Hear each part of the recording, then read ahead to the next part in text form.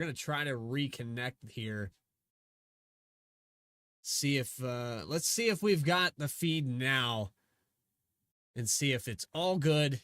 I know that we've been having some issues with our ingest server, but Dover here tonight for Saturday Night Racing League. I think we have you live now on the YouTube feed. If we don't, we'll continue to work on that. But on my end, I'm receiving that we are live now. So whatever the issue was, YouTube, thank you. May 19th, 1969, the racetrack opened up. Dover, a very unique racetrack here, Jeff. But what do you have in your keys to get around this place? Yeah, it's all about tire saving, right? Concrete surfaces tend to really heat up the tires and they tend to chew them up. And so guys that are good at preserving their stuff and guys that are good on the long run tend to be very good at this racetrack and really concrete racing in general. So you look at our points leader, sitting right there in the points lead. He's good at these types of tracks. Already mentioned earlier in the show how he posted a top 5 finish here last season, and I expect him to do the same tonight. It's going to take a little bit help here, I think, from the rest of the field if anybody else wants a shot at this championship come next week. And I'll repeat it over again. Jordan Trask still has a mathematical vantage point here. He does have a scenario, though, that he needs Philip Brewer to have a bad night, and mathematically it is possible going into Las Vegas, as we looked at the schedule there a moment ago. But we're going to have to kind of gloss over all of that. We kind of missed our introduction. I apologize for any names, anything that we might have missed. Man, I feel winded. I feel like all of that was for nothing, so it kind of took the wind out of my sails. So, Jeff, why don't you go ahead and show us our pole sitter here tonight in the 2 weeks left for Saturday Night Racing League. Yeah, starting on pole tonight, it's going to be Chuck Sweeting in that number 75. Alongside him, it's the points leader and the championship favorite with 6 wins to his name this season. Looking for another win, but another good points night tonight. Justin Ritchie in that 55 will roll off third. Brandon Wallace, race winner from Echo Park Speedway a couple of weeks ago. He starts fourth. Matt Shanoski, good qualifying effort from him in that number 31, starting fifth. Judson Curtis, last week's winner at Talladega in an exciting 3-wide record-setting finish. He's going to try to back it up again tonight here with the win at Dover. He rolls off 6. Jordan Trask, second in points tonight. He starts in the 7th starting spot. Caleb Weekly there in the number 13 machine will start 8th. Chris Rude, a top 10 starting position for him in 9th. And Ben Laughter will roll off 10th. 11th position going to go to Stephen Davis. Rob Camp will start in 12th. If Craig Martin and Tim Shanoski back here. Tim Shanoski electing not to take a time. And 3 more cars to talk about with Max Koss, John Sanu, Austin Belke, Pete Shoemaker. He made it on the racetrack. So 4 cars there after the end there. And, I was talking about in the points, it is possible for Trask to make up ground, but I don't think it's possible tonight for him to take the points lead away. And him starting back in 7th and Philip Brewer on the front row, I think I'll just go ahead and say it. I think Philip Brewer is going to get the victory here tonight. Yeah, Philip Brewer is obviously very strong here, but he needs to be smart. No pit road speeding penalties. Don't take yourself out of the contention here for this championship. Well, here we go. Second to last race. Race number 4 of the chase. Chuck Sweeting is going to lead him into turn 1. Live here tonight from Dover in Delaware. Saturday Night Racing League Challenger Series at the Concrete Monster Mile. And a rough start to the 75. He loses 4 spots. Yeah, that's tough out of the gate. I mean, you do all that work to get the qualifying pole position there to have that advantage and then spinning the tires on the initial start. And that's going to let none other than our points leader, Philip Brewer, out front. And that is exactly what the rest of this field did not want to see, putting that 44 out front to the point. It's going to be a very tough car to pass tonight. We expect him to be very strong. And Bradley, like you said, you expect him to win tonight as well. Take it back on an instant replay and show you this start. It was wheel spin for the 75. Maybe, I don't think Richie got into the back of it maybe after he spun the tires, but that's unusual. I know tires are cold here, but a lot of wheel spin, and usually from Chuck Sweeting, a seasoned veteran here on the iRacing surface, you don't see that from him. I mean, it can happen to the best of us, Bradley, and Dover is a track that's notorious for that, especially in the restart zone. Just the way, you're kind of coming out of the banking. The rear end of the car gets really light, so there's not a lot of weight back there, and it is easy to spin the tires, and that's exactly what we saw out of him. He Thankfully, you know, he didn't spin out from it. He lost a couple spots, but already back up to third here. Now you just got to try to get dialed in, you know, start hitting your marks. And I'm sure he'll be fine as the night goes on, as it already looks like he's starting to catch second place there in Judson Curtis. Yeah, last time by, it was about a tenth faster than the 29. 29 has actually built up his confidence. We got to talk to him post-race at Talladega, and he's kind of on that, you know, slump. He's had success at racetracks. He's been in the top podium finishers in all 3 seasons. But this year, it's been far and few between. We haven't talked to him much, other than maybe mid-race interviews. And I think he kind of felt like he got a monkey off his back there last week. Yeah, he was certainly stoked to get another win to his name in the SNR Challenger Series, and both of his wins coming at the super speedways. And I think I even said it in the pre-race show last week. I thought we were going to have to keep an eye on him, and sure enough, he comes away with the victory. And, you know, it wasn't by accident. I mean, he really raced up inside that top 5 all night long, worked really well with his teammates, made lots of smart decisions, hit those pit stops, and he was there at the end. And sometimes that's really all you can ask for at a super speedway. Looking off the back, though, the 29 pressure is on. 75 of Chuck Sweeting has caught up to him. And it's a difficult racetrack to pass at. You got to kind of premeditate your run. You want to get a good shot out of turn 2, try to get to the inside or outside, whichever line you're comfortable with, into turn 3, and complete that pass before you hit the exit at turn 4, because if you're side by side on the exit to these corners, you increase the likelihood of having an accident by probably 200%. Yeah, the track just narrows up so much on the exit of these corners. And actually, both these drivers are kind of reeling in Philip Brewer a little bit. I don't know if that means, you know, maybe Philip's just trying to conserve and take care of his stuff, or maybe these guys got something figured out. But you mentioned it, you know, this track is so much fun because of the multi-lanes and the different ways you can approach the corners. And Bradley Cooper, I think you know how to get around here. I mean, I was looking at last season, you actually raced at this very racetrack and got yourself a top 3. So give yourself some credit. You're pretty good at this racetrack. Yeah, it felt like it should have been maybe a top 2 finish. We had a late race caution there that kind of reset the field and changed the scenario. We ended up coming back on it anyway. It's a unique racetrack, Jeff. You know that better than anybody. It takes a lot of time, but once you get it, once it clicks, they can't take it away from you. No matter how many iRacing updates they give, Dover seems to stay pretty much the same. It does stay very consistent. That is true. And especially across different cars too. So, I mean, the guys that are good at Dover, it really doesn't matter what they're driving, because you can take those same techniques, you know, from each car and kind of apply them. And we always talk about on the Cup Series side of things, how good Adam Cabot is, and actually nicknamed him Concrete Cabot because he is so dominant at this racetrack. He knows how to get around here, Bradley, and I have learned a lot just from following him. I don't think I could ever beat him straight up here, but I've certainly gotten better watching some of the best drive at this place. Oh, contact with the wall. I was watching this battle here for 5th. Caleb Weekly bounces off the side, and Ben Laughter and Justin Ritchie. I think he got a little loose there on the outside, but he's able to keep it straight. And you can see with Weekly, he lost a lot of ground. He was up in the top 5, now back to 8th. Yeah, got the thing straightened out there. You have to wonder if there's going to be any sort of damage, though. I think he's going to be okay. It looks fairly clean, but certainly going to scorch up the tires a little bit. It's going to be a little bit slick out there now as he's under slight pressure from Matt Shinosky. But the battle here between the top 3, this one is not slowing down at all. They're still right there. And I think this is a cushion here. Maybe Philip Brewer is in a little bit of conservation mode, but he doesn't want to allow one of these guys to get to his inside or outside. It's going to take a long time for them to clear one another and to compete for that lead. I think Philip Brewer is going to want to keep that clean air. He'll do whatever it takes to stay in the lead. And unfortunately, that means all of these cars outside the top 3 reeling back in. Yeah, and they are there right now. I don't think there's saving going on here from Philip Brewer. If there was, I don't think he would allow them to get this close. I think he would have picked up the pace by now.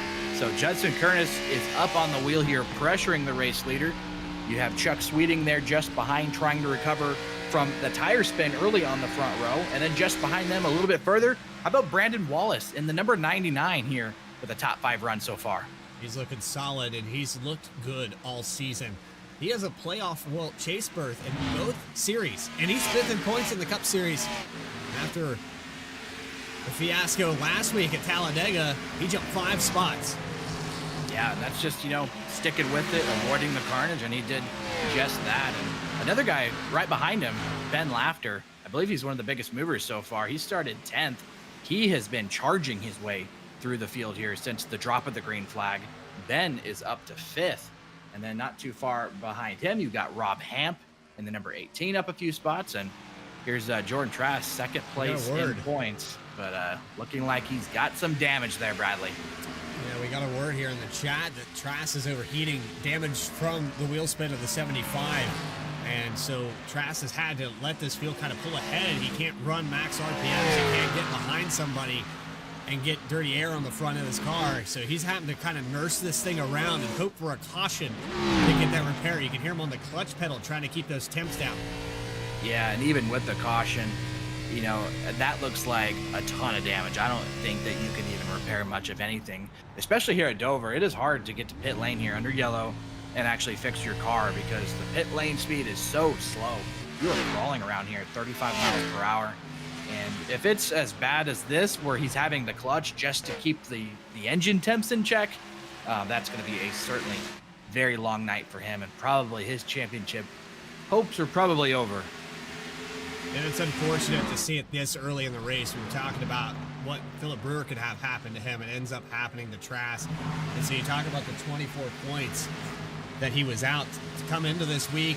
And when it starts on lap 1, you didn't even get to the green flag, and you've already got a scenario where you're pretty much out of hope. Yeah, really tough break for him. And this is a track I believe he's ran pretty well at too in the past, so that doesn't make it any easier. Starting to see a little bit of a gap here form now between Philip Brewer, Judson Curtis. I think this is just the impact of the dirty air now really taking a toll on the front end of Curtis's car. It seems like he was able to get there, but now he's almost stuck in a bubble here. You can see him trying to work the different lanes, maybe diamond the corner a little bit, but Dover is one tough place to make passes at.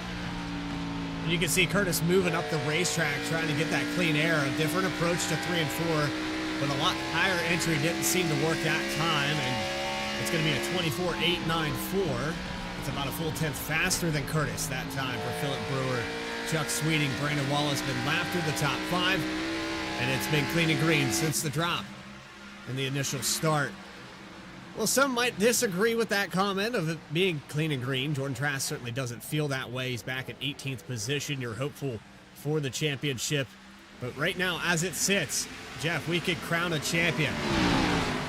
Yeah, he could probably clinch it tonight because, like you said, Jordan Trask there in 2nd in points, and then behind him was Noah Mahalski, who was, 43 points behind coming in tonight, and he's not actually here. And so you're right. I mean, this is looking like Philip Brewer's championship to lose at this point. So long he doesn't have some sort of major issue and, crash out, get a speeding penalty, in pit lane, he's going to come out of here with a very sizable points lead and be looking really good for next week's finale at Las Vegas. If you're enjoying tonight's action here at the Concrete Monster Mile in Dover, Delaware, make sure you hit the subscribe button to V-Speed. You'll never miss a single race. We have the entirety of Saturday Night Racing League all the way up to the season finale a week from now. And happy holidays. Just in time for the holiday season. Jeff, I don't know if you have any plans, but for me personally, I just want to stay home. Yeah, absolutely. I'm right there with you. Like you mentioned, we're in our final 2 weeks here of the season, and I think everybody's going to enjoy a nice break here and enjoy the Christmas season, some time off. And, I'm certainly looking forward to it, Bradley, but I'm also looking forward to this race, but also next week as well, seeing who we can crown a champion here in the Challenger Series. And then we go to next week in the Cup Series, I believe at Legacy at Atlanta. And that's a fan favorite racetrack. I mean, I don't know much of anybody in the iRacing community that doesn't like old Atlanta. I mean, it is just, one of the most fun 1.5-mile cars or tracks that you will drive. And then the car that we got, the Gen 4, a lot of horsepower, low downforce, makes for a very, very fun experience as a driver. Riding on board here with Ben Laughter in the number 64. He is caught up to your 4th place driver, Brandon Wallace. Wallace was definitely fast there in the first half of this stint, 27 laps in. Say they're approaching their green flag pit stops somewhere within the next 25 to 30 laps. But Laughter showing his long run pace. He's disciplined himself and you can tell he's been putting the time in here. He's been more and more consistent at these intermediate ovals. Yeah, certainly doing a great job, and I think he might be kind of experiencing a little bit more of the same here, just maybe a little bit stuck in the dirty air with Brandon Wallace just ahead there in fourth, and he's kind of right in his tire tracks too, so that doesn't make it any easier. But talk about the improvement all season long. He was up in the mix late last week too at Talladega, if you can remember. I think he got maybe caught up in something there in the final going. Led a lot of laps. Yeah, led a lot of laps and was up in the top 5 for most of the night. So credit Ben for the super speedway talent. We obviously know his skill set already on road courses. Very good there. And not surprised though to see Ben up here in the top 5 at a track like this. You know, some people consider this a short track. Some people kind of consider it, you know, an intermediate. It kind of falls, you know, somewhere between. I think because it is a mile in length or just under, it is classified as a short track, but it is a very, very fast track in that, and a lot of high tire wear. As we were watching the onboard there, you could see the speed differential from the straightaways to the center of the corner, and that just shows you how much these tires are wearing. And it looks like he was a little bit out of shape there too, as now we got Justin Ritchie in the 55 to the inside of Laughter. 55, down 3 positions in that initial start with the 75 of Sweeting. He had to check up. Falls back to 6th. He's been riding there ever since. But Justin Ritchie, I know, is very capable of pulling off a podium at this racetrack. Right now, it's just bide your time. Don't lose that top 5. Yeah, absolutely. And I believe, I might have to double check here on the stats, but I think Justin Ritchie posted a top 5 or maybe even a top 3 here last season.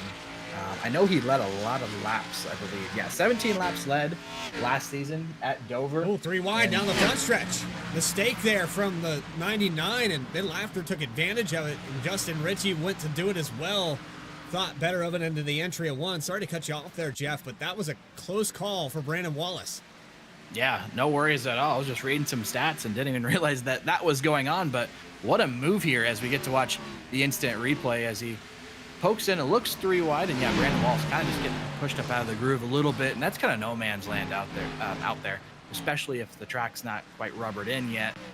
And so he's going to lose a couple of spots. That's going to put Justin Ritchie and Ben Laughter just ahead now. So move both those guys up another spot. And looking through the rest of the field, looking at some other guys that are trending the right direction. Got Rob Hamp. He started 12th, and he is up to 7th. So he's gained a few spots. And how about John Sanu? He started outside the top 15, and he has just cracked the top 10.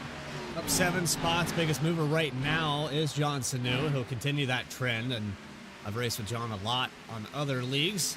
Highly capable driver as well.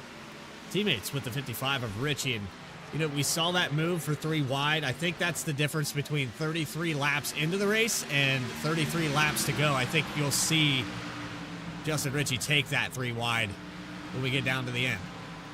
Yeah, if the opportunity presents itself, you definitely got to take it. But I'm still watching Brandon Wallace right now. He is really struggling and dropping positions fast. He just lost a spot to Rob Hamp. Now here comes Stephen Davis in the number 60 to his inside. So starting to look like maybe just doesn't quite have it, unfortunately, on the long run here. He's starting to fall off pretty significantly. 37 laps in, about 20 laps left on fuel. 80% fuel tank here tonight. And we didn't have the race analysis up, but we'll bring it up here. That pit road speed limit. Jeff, that's another factor on this racetrack that we need to talk about. The Monster Mile chews them up on the wall, but it also gets them on pit road. Those pit barrels, it's one of the most difficult pit roads to get on and off of. And we didn't really touch on that in the pre-race, but that's coming up. Yeah, you're definitely right, Bradley, and I myself have been a victim of that. So it can certainly come up there and surprise you. Not only catching the barrels, but yeah, very easy to speed on pit road entry, only being 35 miles per hour. And it is an awkward angle too, getting off of the racetrack down onto the apron and then trying to get that car woed up to 35 miles per hour. I'm going to guess here when we see our first pit stop cycle, it's going to happen. I don't know who it's going to happen to, Bradley, but somebody's going to get caught speeding. Somebody's going to have an incident that's probably going to take them out of contention. Questions in the chat from John Bloom and recommended wheel size. Well, a lot of these drivers run a basic club sport, 13-inch rim, but some of these guys with their Fanatic and higher end wheels, I know, have like full-size NASCAR wheels. There's no real preferred. I think a full rim, you don't want an open wheel like you would have. But I guess it's a preference thing, Jeff, and you can get a lot of this car in the setup with the steering ratio. You can kind of fake that bigger wheel by adjusting that setting. Yeah, it's all about getting comfortable is the biggest thing. And while we're touching on the subject, pit stop's underway. Brandon Wallace actually to pit lane now as we speak. But yeah, it's really whatever you get comfortable with. I think a lot of the guys that have been on the service for 10 plus years, they are still on their starter wheel, right? And I've been using the Fanatic stuff for a long time. I got the BMW GT rim, and I use that for oval racing. So maybe it's not made for that, but that's what I've been racing on for a long time. And I've gotten comfortable with it. I don't think I'm switching anytime soon. A little bit of a moment there. Rob Hamp and Ben Laughter, Justin Ritchie got up to fourth. As you watched Matt Shinosky come down pit road, it was just out the left side of your frame, and I think Ritchie got a little loose and almost sent him through wide again down the front stretch. Shinosky's going to pull it into pit lane. Nice execution, no speeding penalties. As you continue to watch Philip Brewer start now to lap cars. And George Trask going to go a lap down. I know that's probably another insult to injury from the start, and now he's going to be the lucky pass position before we even hit pit road. Yeah, we'll see how much longer these guys can go on fuel, but it looks like most of these guys are electing to do this 40 and 80 as their pit stops, or somewhere around there. You might see some guys try to go long, but the one risk you have here at Dover of short pitting is that typically when you pit here, you're going to go 2 laps down. And if a caution falls during that pit sequence, which, man, it seems like it happens a lot, that really throws a wrench in the race. So for Philip Brewer, for his sake, he's got the lead. He knows he's got speed. He probably wants just about everybody else to pit first before he brings it to pit lane and avoid that risk. We haven't looked at it just yet, but we'll take a look at the entrance to pit road. The most difficult to get on and off of. Right on board with Chuck Sweeting, and you can get a look at these pit barrels to the left-hand side.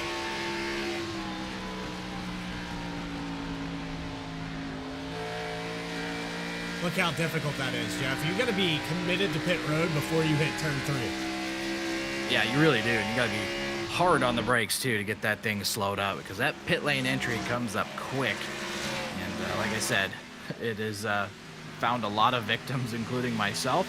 And so I've come to be very respectful of the pit lane entry here and try to give myself plenty of room to avoid anything from happening. It is tough, that is no doubt. Battle for position, second place up for grabs. A little bit of lap traffic that was coming off of pit road. Brandon Wallace kind of set up a pick there. Thought Chuck Sweeting was going to go by the 29. Now, if I know anything about Chuck, he's going to allow Judson Curtis to stay on this spot and try to beat him in and out of the pits. That's probably his best shot to make this quick pass and just set sail. Yeah, I mean, you can approach it like that, or you can, approach it into the sense of, well, like you said, getting to pit lane first, or, depending on how much fuel you got, maybe go longer. You never know if the long game might be, something to pay off, especially with how hard it is to pass out here tonight. A lot of times, to be able to complete those passes, you need a reasonably, sizable tire advantage. And one way you can do that is by staying out longer on the racetrack, and then kind of hoping that those fresher tires are enough of an advantage that you can actually go out there and make those passes on your competitors. Another battle for position for the 5th spot. Then Laughter has fallen back. Johnson New still on the move. The last time we talked about him, he was up 7 spots. Now he's up 10 and flirting with the top 5. Yeah, John Sanu is just on rails right now, and this has been fun to watch. He has really been just picking his way through the field left and right, and somebody that's very good on the long run. So he's probably going to be a driver to maybe run this fuel tank dry. I don't think any of these drivers can make it to lap 60. Otherwise, I don't think we're going to see pit stops. But yeah, it might be possible. Somebody's been saving some fuel, but this is a car that we definitely got to watch out for on the long run. He's lost quite a bit of time to the race leader, through the early segment here. But Bradley, if we get a caution and a reset and race to the finish, I don't think we can count out this 86.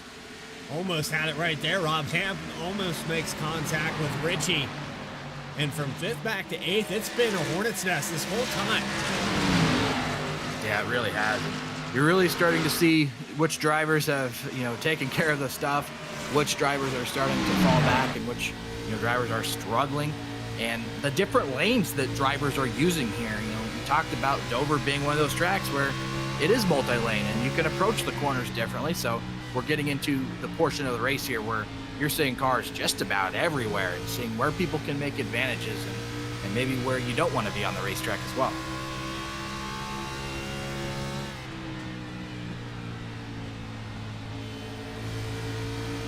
If we do make it to lap 61, I think that's kind of confidence building for these guys to run it out to the end. We're within 6 laps of that, Jeff, so I don't know if maybe the fuel calculator on my end of things was a little bit off. But I had him pegged at around 54 laps. I haven't seen anybody besides the 99 come down pit road. Yeah, you might be able to make it. It's just, I think the biggest question is going to be which strategy is going to be the faster stop. Is it going to be the 2-stop strategy? Or if these guys can, in fact, make it to lap 60, split it halfway, is that going to be the faster strategy? So a couple of different ways to approach it. It looks like these front runners, they want to go to lap 60, or at least lap 60, maybe a little further if they can. Who knows? Maybe they want to run the fuel tank dry too. We will have to wait and see, but so far it's just been all Philip Brewer out front, pretty much from the drop of the green flag. Chuck Sweeting spun those tires a little bit early, lost the lead. He's since fallen back into 2nd place, but Philip Brewer, your points leader, has led every single lap so far. And back to the attrition of the tires. Now Ben Lapter finding himself on the other end of this run in 8th position, falls back a spot. Justin Ritchie gets back by the 64. From 5th place back, it's about 7-8 seconds. So we have 2 separate groups. Judson Curtis, about 2.5 back. It's actually shrunk down a little bit. I think Phil maybe starting to think about pit road. Chuck Sweeting definitely has turned up the heat and has caught up to the 44, which is pretty impressive. The lead was over 2 seconds just about 10 laps ago. Yeah, he has really come on here in the late run here as we're approaching probably pit stops in around this halfway point. So this might be an opportunity for Philip to realize that and try to get to pit lane pretty quick. Because, yeah, you're right. Chuck Sweeting looks like he has the advantage right now. Right at that halfway mark, you know what we like to do. So we'll wait for these drivers to get on and off of pit road before we get to that moment. But just go ahead and find those remote controls now while you have the opportunity. Jordan Trask able to work up some spots. Brandon Wallace, unfortunate execution on pit road. Looked like didn't quite get on and off the way he wanted to. However, he's had a tire advantage for the last 17, 18 laps now, and he could come out to be your net race leader if it all cycles out under green. Yeah, we'll have to wait and see. It's a strategy that we'll have to keep our eyes on. And Bradley, we talked a lot about the drivers that have made progress moving forward, but I hate to bring this up, but Caleb Weekly is not one of those drivers. He's actually part of the other group. He has fallen a lot here this first run. So a driver that's probably dying to get to pit lane right now, get some new tires, and probably really just wants a caution too, so he can reset and maybe take a look at those tires and maybe see, is there any different way that we can approach this? And here he comes now. It stops for Weekly. 13 car coming in. 35 miles per hour, executed it well. It's that fine line between pushing it to the entry to save time and not getting a speeding penalty and losing all of that time. He will start the cycle at the halfway mark. Yep, and he's going to be one of those first guys on the halfway strategy to get to pit lane here. And yeah, here comes our race leader and points leader, Philip Brewer, to pit lane here. Got to be perfect. We'll hand the lead over to Chuck Sweeting. Judson Curtis going to stay out an additional lap. Not seeing maybe Ben Lapter coming down to pit lane. I don't know. Yeah, he's in the stall as well. Austin Belkey now with the 00 of Martin. Craig Martin going to come in. Chuck Sweeting, Judson Curtis are going to stay out another lap. Yeah, Chuck must really like his long run pace if he's staying out this long. So he feels like he's not going to lose as much time here. He feels like he could still run some solid lap times. Might as well go for the long strategy. And maybe that's the only way you're going to beat Philip Brewer too. I think there's no doubt he was quicker there as he caught Brewer. But we talk about the dirty air, right? You need a little bit more of an advantage sometimes just than a slight tire advantage. So maybe stay out here, I don't know, 5 laps if you can, then go back out there. And then who knows, by the end of this thing, maybe you can actually complete that pass on Philip Brewer and get the victory. Justin Ritchie down as well. I think Sweeting's going to run this thing completely out of fuel. Judson Curtis almost a moment with the pit barrels, but he's able to avoid it. Yeah, that was certainly close and pretty aggressive entry, so he probably maximized his amount of time here. But that just goes to show you it is treacherous down there, trying to get down to speed. He slides the car, and I think he gets it down to pit lane speed. Nicely done. Chuck Sweeting now going to complete the cycle. John Sanu, 66 laps. He'll take over the lead. John Sanu up 15 spots with Rob Hamp still on the racetrack. We have about 2 or 3 cars. Jordan Trask staying out here hoping for a caution. He's going to run it out for as long as he can. He will be the free pass position as it sits. Brandon Wallace just behind him, though, on fresher tires, catching up to him quickly. And so this scenario, John Sanu now down to pit. That'll give Jordan Trask his lap back. And John Sanu loses it on the entrance to pit road. We stay green, but John Sanu just blew the engine. Oh, man, that is tough. He was having such a great run. He was so good on the long run, and then, unfortunately, like we said, we're going to see guys have problems getting on the pit road, and unfortunately, this one will catch the 86 of John Sanu. You can see the smoke. The engine has expired. His night has come to an end. You see here, he's on the apron, on and off of it, and the transition, I thought, got him, but it was actually locking up the brakes on that painted line just before pit road. I don't know if his pedals just decided to quit working here. Sometimes you can have a calibration issue with your brake pedal. That car completely locks up. Rob Hamp going to finish this out. Jordan Trask could lead a lap here, depending on how long he wants to stay out. I don't know if these guys have much fuel left. Maybe I've just completely missed it here, Jeff, but a 1 mile oval, we've went 70 miles now on 80% fuel. I feel like maybe the fuel number's a little bit off on my end of things with an iRacing update. I'm not sure what exactly is going on. Yeah, kind of surprising to me, too, that we could actually go this far, but it seems like most of the front runners, they've already made their pit stops. Jordan Trask here really just, hoping for a caution. That way he can, pit, try to fix as much as he can, try to go get as many spots as he can, but with Philip Brewer having as good of a run as he is right now, it's going to be very difficult to make up any points, and just probably kind of a desperation move at this point. You never know. Maybe Philip Brewer could have some trouble later in the race, but it's not looking good for Jordan Trask, who currently sits second in points coming into tonight. Trask, of course, has been on that clutch pedal to try to save this car from the beginning of the race as well, and that's helped him save a little bit of extra. Then you have Brandon Wallace, who's on a different strategy altogether. He short-pitted these drivers by about 20 laps. He's now on lap 30 of his stint. Some of these guys, it's been almost 40 laps. Jordan Trask has stayed out here for 72 of them. So we still have not completed that green flag cycle of pit stops.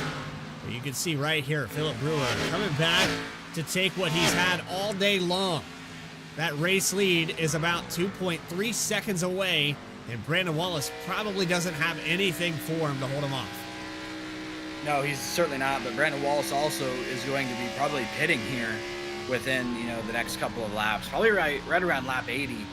He is the driver that's going to be on that 2-stop strategy, and so you'll have to see when he pits and when he comes back out, is it going to be enough to be able to run these guys down? I think it's probably a stretch to say it will work, but nonetheless, it's a strategy he's going to try. Jordan Trask finally making his way down pit lane here as well.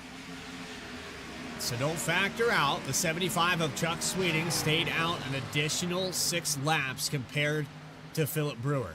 And so on the long run pace, the 75 car had caught up to your leader. He was within 2/10 of him. Now he has a tire advantage and is gaining about 3/10 a lap. Philip Brewer at 24.262. Let's look at the final and last lap time. That tells the story right there, even in traffic. Yeah, I really like the strategy that Chuck Sweeting is on here. He is certainly very quick out there. It's almost a full half second, the speed differential.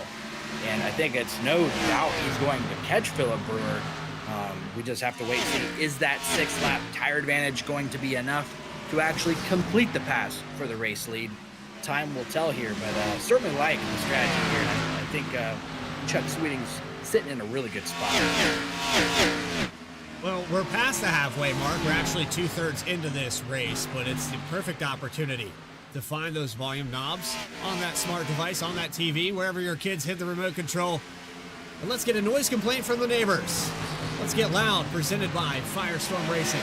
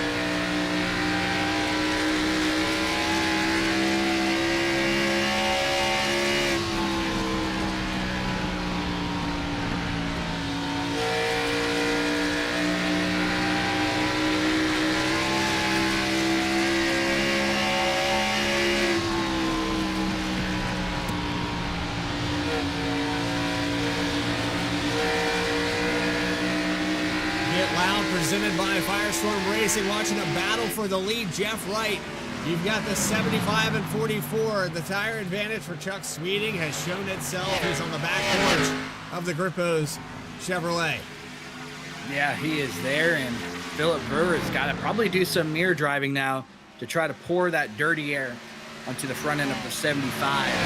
If you're Chuck Sweeting in this situation, it's easy to be able to want to push and try to just go take that spot as quick as possible. But I still think you got to pace yourself. You got to take care of your stuff. This is not going to be an easy pass to complete. Dirty air is a real deal. And if Chuck pushes too hard here, he could very well burn his stuff off and then start falling back. But here he goes to the inside. He heard you, got to the inside in 4. They're going to be neck and neck across the line. Sweeting, who started from the pole, was not able to lead a single lap. The mistake there on the initial start, but he has strategized and he's overcome. You have to adapt every single race here at Dover. He's proving that he knows his way around here. Chuck Sweeting, the first lead change under green tonight.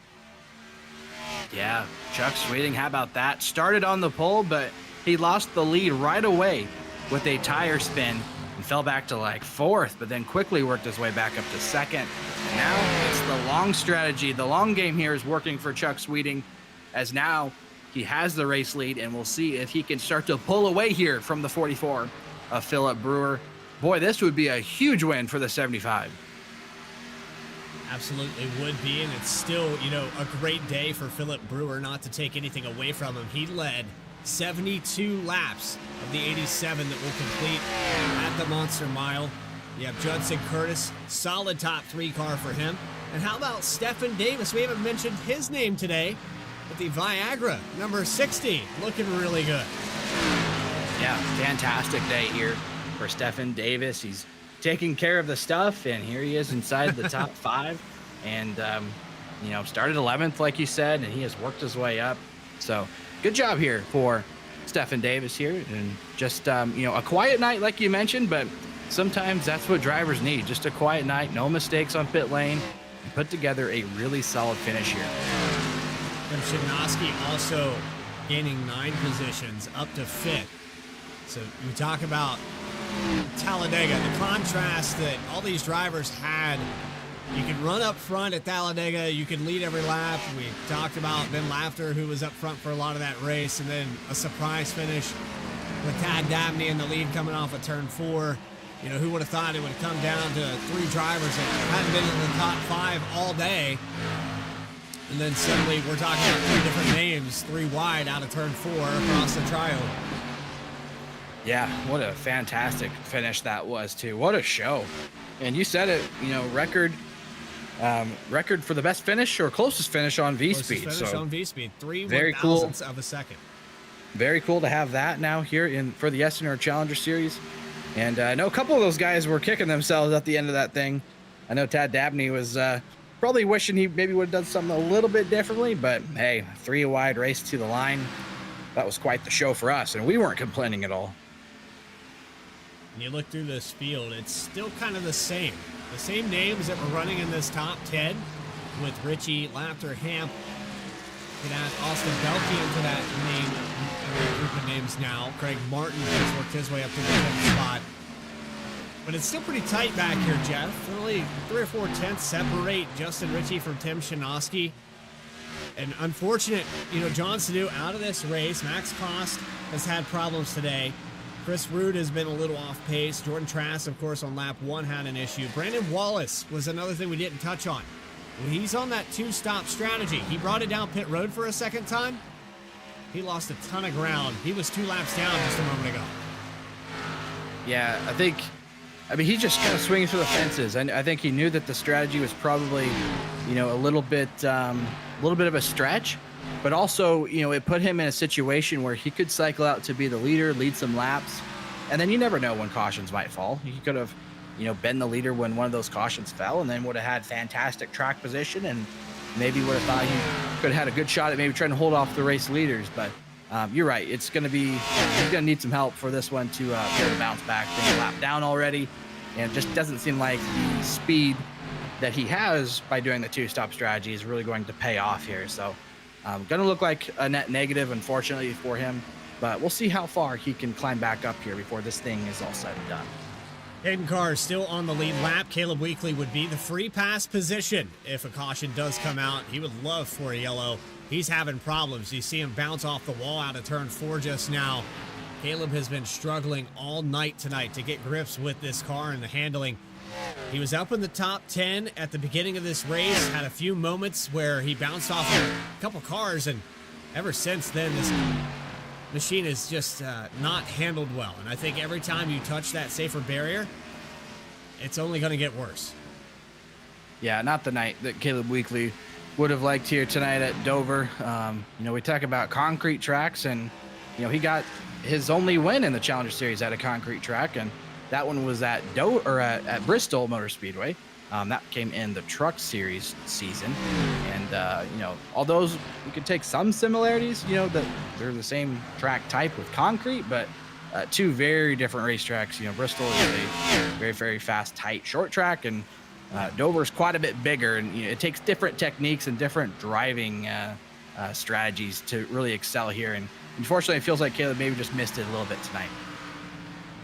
We've compared Bristol to throwing shoes in the dryer. It's gymnasium with cars inside of it. It's such a small place, and here you kind of have a moment to think about what you're doing, but at the same time, these corner exits are going to sneak up on you every single lap. You're flirting closer and closer to that wall, and if you're impatient with the setup, I think that's where a lot of these guys go wrong, is they start to run the car and think that it's the problem. It's just, you have to adapt. This track's not going to change. It's concrete surface. We didn't really talk about the weather, but the track temperature has not moved.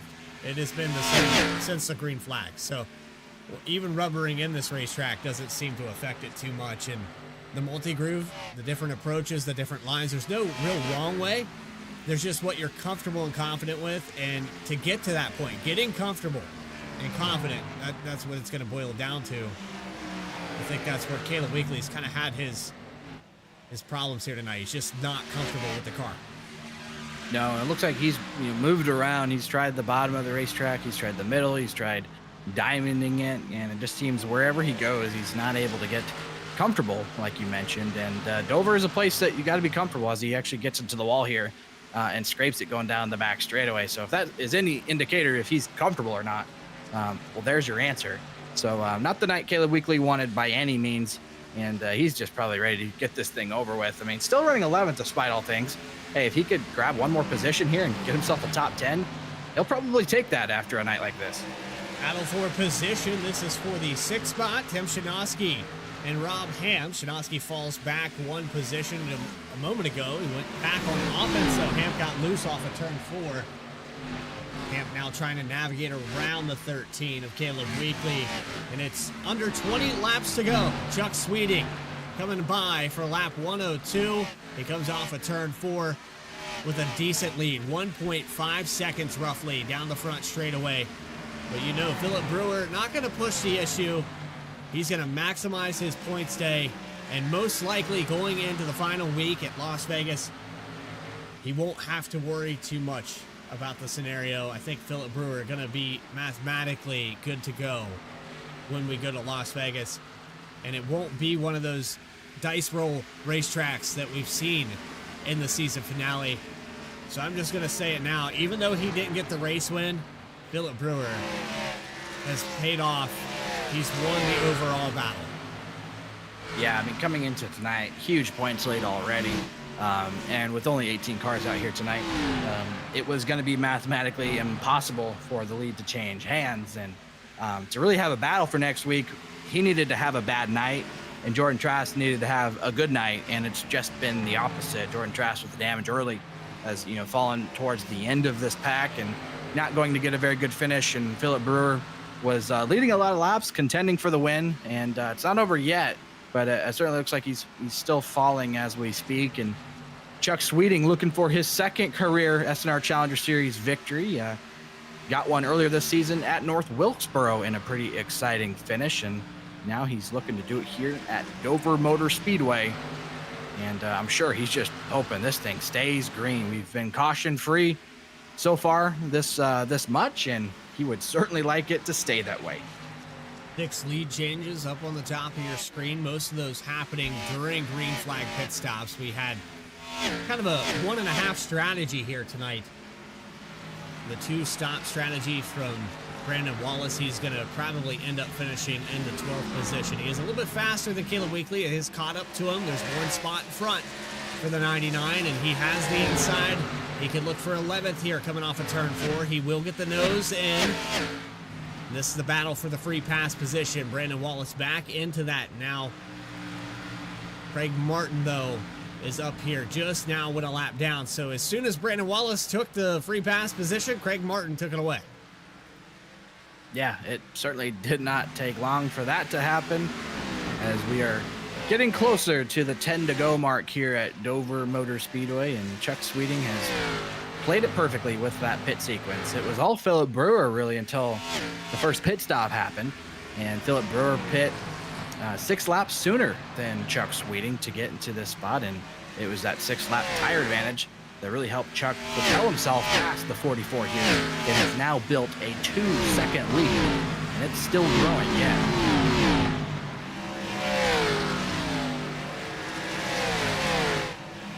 The pit barrels didn't claim anyone tonight, Jeff, and you know, I've been part of some series that sponsor those pit barrels, so I think we're missing a real opportunity. I don't know who would want to put their name on the side of those things, but it's definitely, you know, sell everything on the racetrack. If you could slap a sticker on it, go ahead. Yeah, I mean, you could sponsor just about anything now. I certainly don't want to sponsor them. I think my name's been on those barrels once, and that was for a different reason, Bradley, that we don't have to discuss. But certainly not a great memory. But yeah, you're right. So far, nobody claimed by the barrels tonight. Although we did see a couple incidents with some speeding.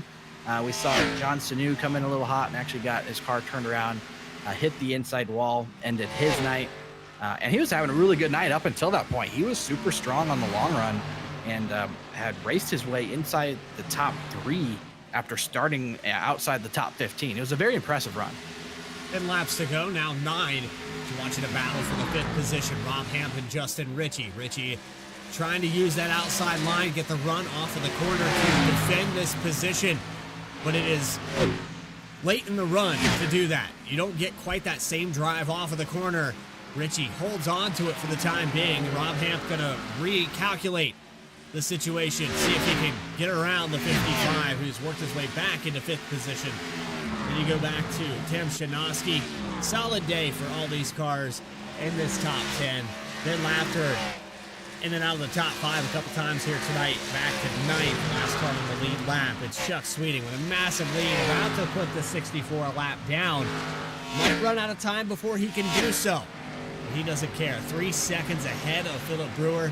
That's all he's focused on, and he knows with this tire advantage, he is cruising off to the East Coast sunset, and Miles the Monster has been tamed so far in the 75. Coming up on 5 to go. We'll see if he can close it out here as we grab the 5 to go mark. And you were touching on some of the other guys, you know, like Tim Shanoski started 14th, worked his way up to 7th. Good, clean day for him. Same for Austin Belk. He started 17th, finds himself right there behind him in the 8th spot. And then a couple of the guys got off sequence, tried something different, like Brandon Wallace. Unfortunately, doesn't look like it's going to work out for him, but you can't ever fault anybody for trying a different strategy, right, Bradley? Because, I mean, a lot of times, you know, that's the only way you're going to have a shot at beating some of these really, really good drivers that just got it figured out, like Chuck Sweeting, Philip Brewer. They are in a class of their own tonight. 8 seconds is 3rd place behind the leader there, Justin Judson Curtis, and then it's even a little bit further back to Stephen Davis there in 4th. So this race has really spread out and has shown which drivers have got this place figured out and maybe which drivers need to find something. They got to figure out what is making Chuck, Philip, you know, so good at this racetrack, and how can they apply it next time we come here. I just saw the 13 of Weekly struggling again there down the front stretch as we approach 3 to go. Weekly in the 13 hit the wall, and he's pretty much beat the entire right side off of that car, and I think he's just wanting to go home and maybe go on to the Cup Series action as we're approaching that in just about an hour's time. Yeah, and another concrete surface in Nashville Super Speedway, so it'll be interesting to see how that race plays out here. The drivers tonight doing the double duty, all they have is concrete tonight, so I guess this is a pretty nice start here to get a feel for how this new update and the tires react to the racetrack on the concrete. We'll see if some of these guys can maybe apply that to Nashville Super Speedway a little bit later tonight here in the SNR Cup Series. Well, we have a statistician on our broadcast team, Morgan Cook. He would look at the numbers and he would say favorably, probably give me a percentage of Chuck Sweeting winning this race. I'm going to say it's 101% at this point as he goes into 3 and 4 around Ben Laughter. It's looking for his 2nd win of the season. After North Wilkesboro, Chuck Sweeting has had it in him all season long to get multiple wins, and it finally comes in the 2nd to last race of the season. Chuck Sweeting down the backstretch. Miles the Monster has been evicted. The 75 of Chuck Sweeting is going to find victory lane for the 2nd time. Chuck Sweeting, your winner at Dover. Fantastic race there by Chuck Sweeting and well executed. He won this race tonight on pit lane, and that strategy and that decision to go 6 laps further than the competition, get the tire advantage, And I will say it wasn't easy to make that pass, but he stuck with it, got to the inside. And once he got the lead, he never looked back. Chuck Sweeting gets his second career SNR Challenger Series victory here. It comes here at Dover Motor Speedway. Philip Brewer, Judson Curtis, the top three as we go down the front stretch to burn it down.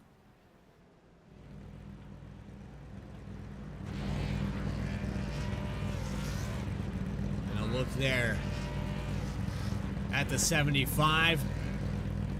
Post-race interviews with your top three. Those final race results. You are watching the Saturday Night Racing League Challenger Series on V-Speed. More coverage post-race when we come back.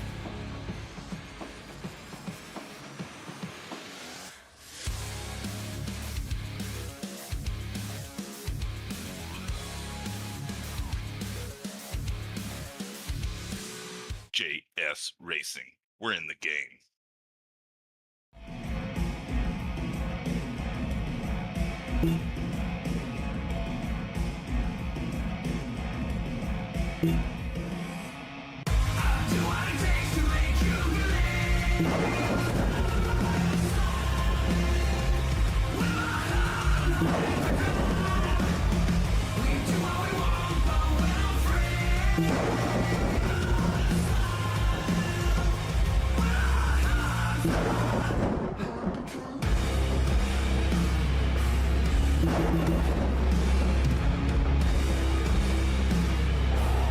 Gentlemen, start your engine!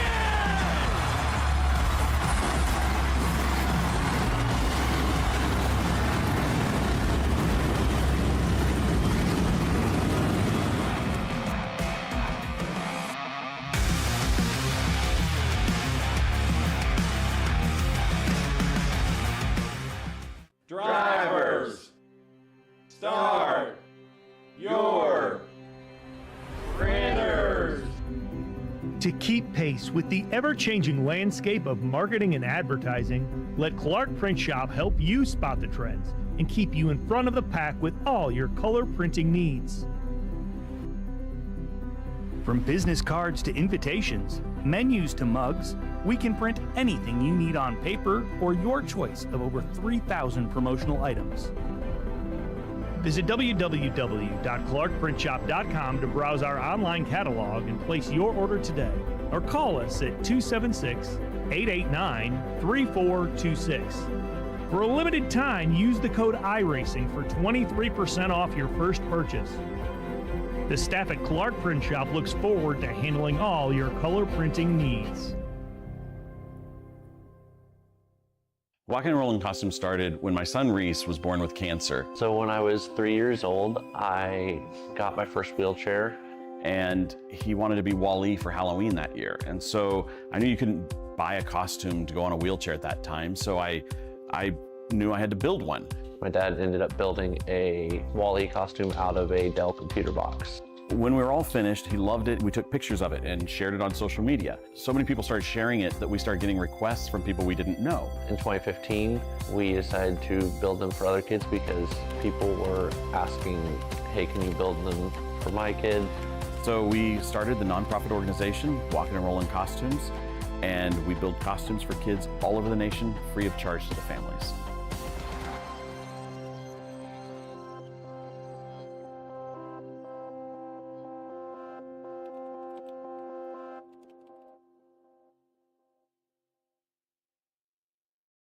JS Racing. We're in the game.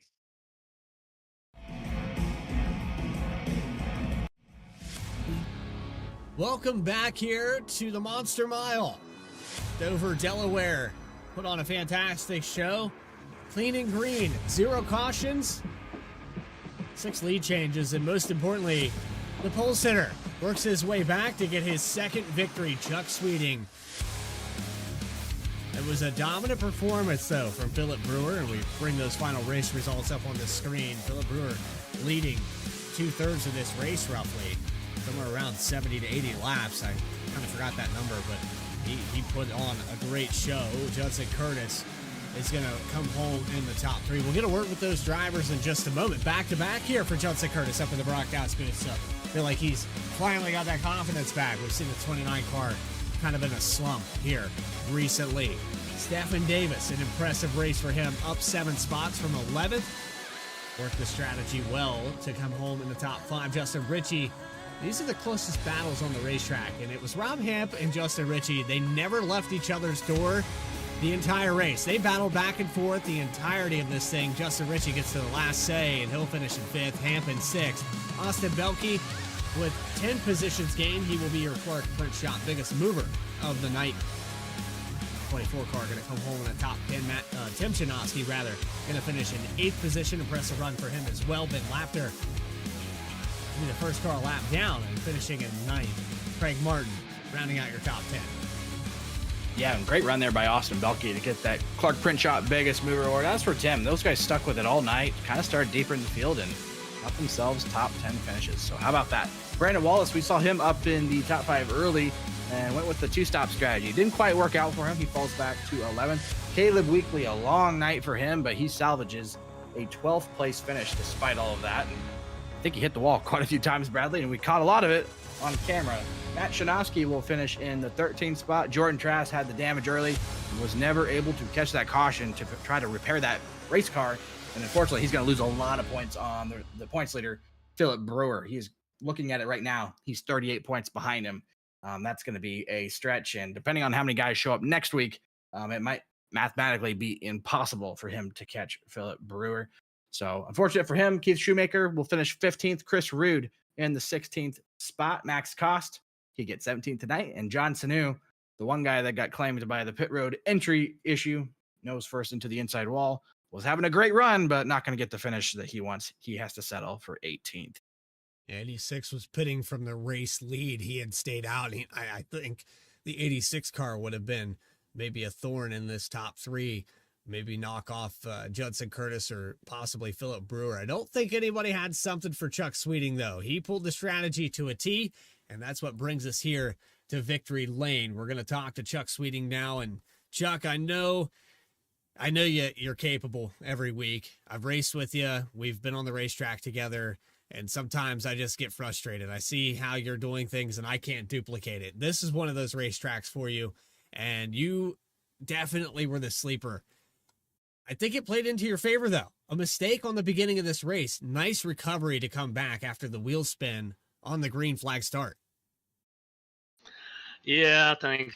I feel really bad, especially for Jordan doing that. You know, I never start in first gear, but I tested it out in practice, and I thought I'd be okay, and then I screwed it up anyway, and I should have just started in second and let Philip beat me that way. But yeah, and then I tried to make up for it early there and catch up to those guys and started hurting the right front, so I finally just backed it down, and then in the long run it started coming back to me, and I started catching Philip about the time we were going to pit. So it worked out, and the overcut seemed to work pretty good, even though there was only about 4 or 5 laps difference. The overcut was part of the strategy. We had talked about how you had caught up to Philip Brewer prior to those pit stops. You had made up almost a 2-second gap. You'd battled with Judson Curtis for a little while and watched the leader in the 44 kind of pull away from you guys. But once you got into that clean air and got around the 29, it was like you had the afterburners, and it just, the long run pace was there. And me and Jeff had kind of discussed it back and forth. We really liked what you did there. You knew that you had long run pace, and then you add on 5 laps on tires and that advantage. It was half a second a lap when you came off of pit road. Yeah, it was, I don't think this worked well. I love racing at this track. It's such a fun track. Usually don't get such a clean race here, unfortunately, but I'm so happy we did tonight. But yeah, I'm usually better in the long run, than I shock myself with qualifying on the pole because I rarely ever do that. So I'm not too good on short runs, but yeah, it worked out. Saved that right front and kept pace throughout the run, and really paid off for me tonight. So I'm really happy. Yes, and I can confirm that you definitely thrive in a scenario where the race goes green. You seem to be a guy that really conserves his stuff, knows how to take care of a car, and that kind of translates to what you're saying about surprising yourself with starting on the pole. You're definitely a long-run guy, and you proved that here tonight. Congratulations on your second ever win in Saturday Night Racing League. I know there's more to come. Chuck Sweeting, you have a lot of people that support you. Go ahead and shout those folks out while we have you for the second time. I just want to thank Jeff, all the admins for all the hard work they do week in and week out. Thanks to Walking and Rolling, Clark Print Shop, Juicy Spider, all the people that support the league and V-Speed. And just I love doing this, and it's fun to get a win every now and then and race with good, clean race car drivers. So this is a lot of fun. I really appreciate them having me, and we'll go try to get one more before the season's over. One more next week at Las Vegas. You also have one next hour when we go to another concrete racetrack. So hoping to see you out there at Nashville Super Speedway. But Chuck Sweeting, again, congratulations on taming Miles the Monster and bringing it home here at Dover. We'll see you in about an hour. All right, see you then, Brad. Take care. Race winner Chuck Sweeting, second time this season. Seems like the unique racetracks in his favor, and the race goes green. He finds his way to the front. Yeah, certainly a great race for him. Well executed. Alongside our second place finisher, though, tonight, and points leader, and a very good night in that, Philip. I know it's not the win that you wanted. You led a lot of the early goings of this race, with the pit sequence in there. I mean, looking back, it's probably easy to say maybe you should have went a little bit longer. Do you feel like had you done that you would have been able to hold off Chuck? I mean, maybe he was faster, just flat out, and I knew he was going to be a problem. I just didn't want him to undercut me and get in front of me because I was never going to get back around him. So I just took the gamble and came in, and I was hoping track position and a little dirty air could help me out, but between his speed and the tire advantage, he just blew my doors off. Were you feeling that the dirty air that the other drivers were having to deal with? Do you think that kind of helped keep you up front there in the early goings? We saw you get the lead early because Chuck actually had spun the tires, and then you jump out to the front, and it seemed like, Judson and Chuck, they were, sticking with you, but they just didn't have enough to complete a pass. Do you think that was kind of the buffer that held you there for the time being? And then maybe once we got to the pit stops, the track got a little spread out, that Chuck was kind of just able to flex his muscles a little bit and really show how good he was on the long run. Oh yeah, dirty air definitely helped me in the beginning. I didn't want to run quite as hard, but Judson was pushing me, so I was just trying to aero block him best I could, not burn it up. And I mean, it worked out. It took Chuck a little while to get around Judson, and then he could just never pull up to me because of the dirty air. And then once he got the tire advantage, spread out track, it was just game over from there. Coming into tonight, obviously you had a pretty sizable points lead on the competition. Jordan Trask right there in second, 20 plus points behind you. He has an issue early. So from that point on, was it pretty much, you just want to take care of this and maybe take it a little bit easier on pit lane, not risk any penalties? I'm imagining you probably felt pretty good once you saw the other guys having some trouble. And then overall tonight, I mean, second place, you got to be pretty ecstatic with that, I would imagine, right? Because going into next week, the finale, Las Vegas, you got a very big points lead. I want to say it's, what do we call it, Bradley? I think we said somewhere around the 38 points is actually what it is. So you're probably feeling like you got this thing locked up. Do you not, Philip? Oh, I mean, I definitely feel like I do. I mean, I think it would take a full field basically for me to not have it locked up going into next week. So I'm so disappointed because I wanted to win, and I mean, I beat third place by 5 seconds, and I still feel slow because of Chuck. I mean, he was just a freaking alien today, but I mean, I'm happy going to Vegas, relax, send it all out there, and go for a win. Yeah, certainly, that's all you can do. Well, Chuck, or Philip, sorry, thanks for talking with us tonight. Obviously, phenomenal season, and like you said, pretty much locked up if we don't see a full field.